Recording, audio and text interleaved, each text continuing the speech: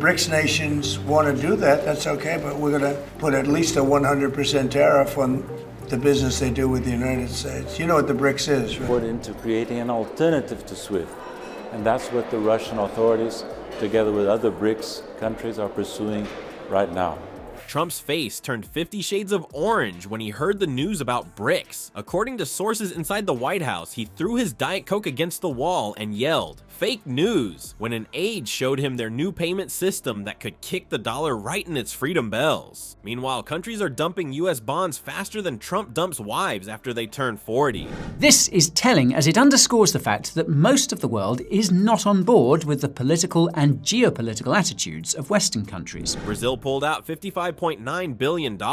Ireland said top of the morning to $42 billion of their own money, and even Japan and China are slowly backing away. But don't worry, folks. Trump says everything is perfect, perfectly screwed. Quick favor before we move on. If you appreciate this content, consider giving this video a like and subscribing to the channel. Believe it or not, more than 92% of viewers haven't subscribed yet. It's free and only takes a second, but it means the world to us. So did you subscribe already?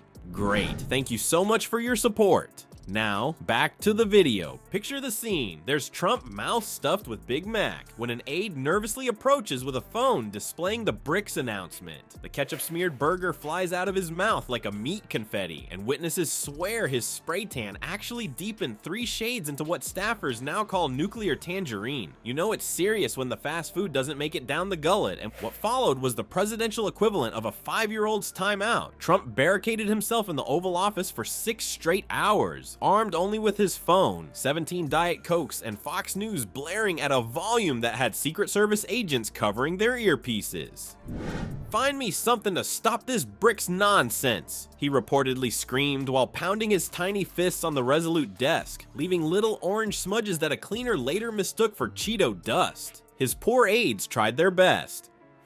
"Sir," one brave soul ventured, "Brazil, Russia, India, China, and South Africa have been developing this payment system since 2014. Trump's response?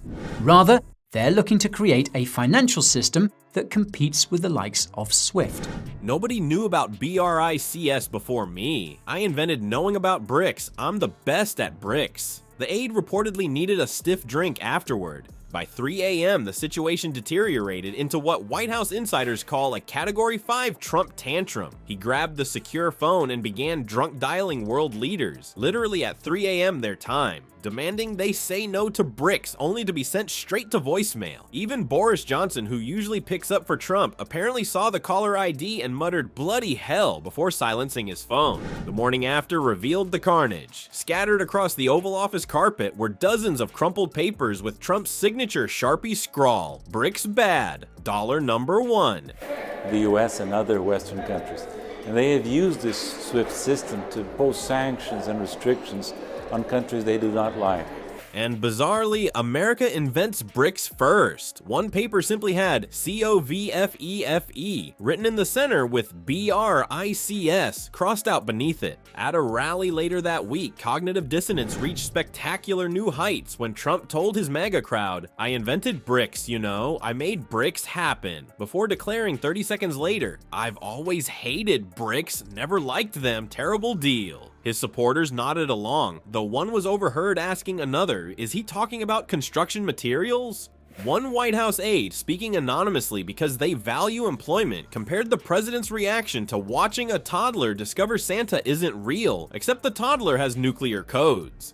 The BRICS nations want to do that, that's okay, but we're going to put at least a 100% tariff on the business they do with the United States. You know what the BRICS is, right? The toddler with nuclear codes wasn't just throwing a fit over BRICS, he was watching his economic genius backfire spectacularly in real time. Those famous 25% tariffs Trump slapped on China, they triggered a financial boomerang that smacked American farmers and automakers right in their bank accounts. While Trump was busy tweeting that trade wars are easy to win, China was quietly organizing a financial rebellion that's making the US dollar shake in its boots. This approach that the president and his administration is taking shows just how quickly some of this tariff policy can get out of hand. This new BRICS payment system isn't just some boring banking update, it's financial kryptonite to America's Superman status. For decades, if countries wanted to trade oil, wheat, or pretty much anything important, they needed US dollars. Now Brazil, Russia, India, China, and South Africa have created their own clubhouse where the dollar isn't invited to the party. They're trading directly in rubles, yuan, and other currencies that Trump probably couldn't identify on a multiple choice test.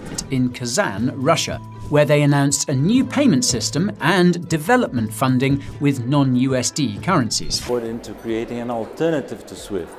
And that's what the Russian authorities, together with other BRICS countries, are pursuing right now.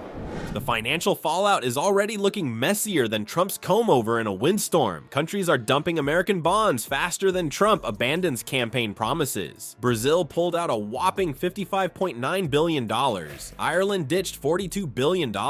And even our friendly neighbor Canada is slowly backing away. When countries that used to love our debt are suddenly saying, no thanks, something serious is happening. Remember when Trump called blockchain a Chinese hoax? Much like climate change? Well, that hoax is now powering a system that lets countries trade billions in oil, gas, and goods without America getting its usual cut. Our goal is to ensure equal access to financial technologies and global wealth, providing everyone with the opportunity to reach their full potential. It's like someone built a highway around America's financial toll booth, and Trump handed them the construction permits. Trump's trade tantrum hit American farmers particularly hard. When China slashed its US soybean imports from 36 million tons to just 16 million tons, it wasn't just numbers on a spreadsheet. It was real American farmers watching their livelihoods wither. All this happened while Orange Julius Caesar was telling them to just hang in there because he was winning. The automotive industry took a beating too. America lost its position as the world's largest car market, with manufacturers like Tesla, Ford, and GM struggling to export vehicles after China slapped retaliatory 25% tariffs on American cars. Turns out trade wars aren't so easy to win when the other side fights back.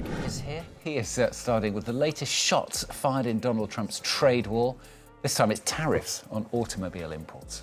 So we'll effectively be charging a 25% tariff, but if you build your car in the United States, there is no tariff. So here's the real kicker, folks. The guy who promised to make America great again might go down in history as the president who accidentally flushed America's economic power down his gold-plated toilet. Oops. While Donnie Diapers throws his little tantrums behind closed doors, countries around the world are building a financial system that gives zero cares about America's permission. That's his true legacy, making other countries say, thanks but no thanks to the almighty dollar. The big question isn't if Trump understands what's happening, it's whether his Red Hat Brigade will ever realize his winning strategy actually cost America its biggest economic superpower. Spoiler alert, probably not.